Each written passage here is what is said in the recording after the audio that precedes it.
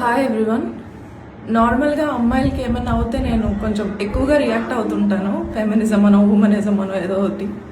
But ఇవాళ నాకే అవుతుందని చెప్పి నేను ఎప్పుడు ఎక్స్పెక్ట్ చేయలేదు. అసలు నేనేం చేయలేదు కూడా. I'm just walking from Jagadamba junction to my office, PSC. It's located in Jagadamba junction. వస్తుంటే అక్కడ రాజాసాబ్ పోస్టర్ ఉందన్నమాట జగదాంబ థియేటర్ దగ్గర. నేను ప్రభాస్ ఫ్యాన్ యాజ్ యూజువల్గా కాబట్టి అది పిక్చర్ క్లిక్ చేస్తున్నాను. అప్పుడు ఒక అతను మాల వేసుకొని గ్రీన్ కలర్ డ్రెస్, మరి అది ఏ మాలో కూడా నాకు తెలీదు, అతను వచ్చి చాలా గట్టిగా అరుస్తున్నాడు అనమాట. నేనేమనుకున్నాను, అక్కడ ఆటో వాళ్ళు ఎవరో ఉండుంటారు, వాళ్ళ మీద అరుస్తున్నాడేమో అనుకుని నేను పెద్ద పట్టించుకోలేదు.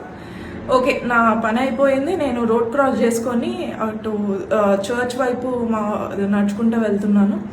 అతను సడన్గా వచ్చి వెనక నుంచి ఇక్కడ చాలా గట్టిగా స్లాప్ చేసేసి బూతులు, అసలు అలాంటి బూతుల్ని మనం వినుండం కూడా, అలాంటి బూతులు తిట్టేసి నన్ను, నా స్పెక్స్ అక్కడ పడిపోయి విరిగిపోయాయి. ఇది నేను సెట్ చేశాను ఇలాగా. అక్కడ చాలా గట్టి కొట్టాడు అనమాట. ఫేస్ అంతా చాలా రెడ్ అయిపోయింది. అది నేను అసలు ఎక్స్పెక్ట్ చేయలేదు అంత దారుణంగా. నాకు రీజన్ కూడా తెలియట్లేదు అతను నన్ను ఎందుకు కొట్టాడు ఏంటి అని. కొట్టి బూతులు తిట్టి ఆయన వెళ్ళిపోయాడు. కానీ అక్కడ ఉన్న వాళ్ళు, జగదాంబ జంక్షన్ ఎలా ఉంటుందో మీకు తెలుసు, అండ్ ఇది సంక్రాంతి సీజన్, షాపింగ్ జనాలు ఫుల్ ఉన్నారు.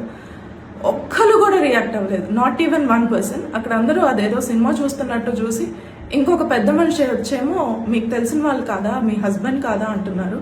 నేను ఇక్కడ మీకు అతని ఫోటో చూపిస్తాను. అతను నాకు రిలేటెడ్ లాగా అనిపిస్తున్నాడా అనేది నాకు అసలు అర్థం కాలేదు. I was clueless. అసలు ఏం చేయాలి, ఎవరికి చెప్పాలి, ఏం మాట్లాడాలి నాకు అసలు ఏం అర్థం కాలేదు. I call my people at my office, they came and took me. ఆ తర్వాత మేము పోలీస్ స్టేషన్కి వెళ్ళాము. కాల్ చేస్తాను, ఇక్కడ దిశ పోలీస్ స్టేషన్కి కాల్ చేస్తే అతను వచ్చారు. P Srinivas responded very well.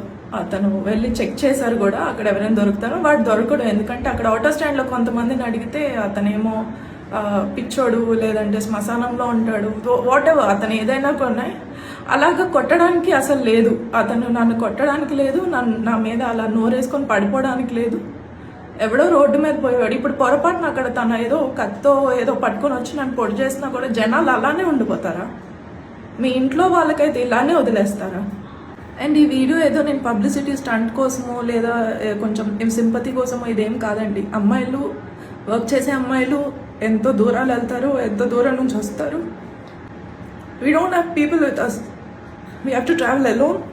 అమ్మాయిలు వాళ్ళ కోసం మీరు ఏం చేయొద్దు, జస్ట్ టేక్ స్టాండ్.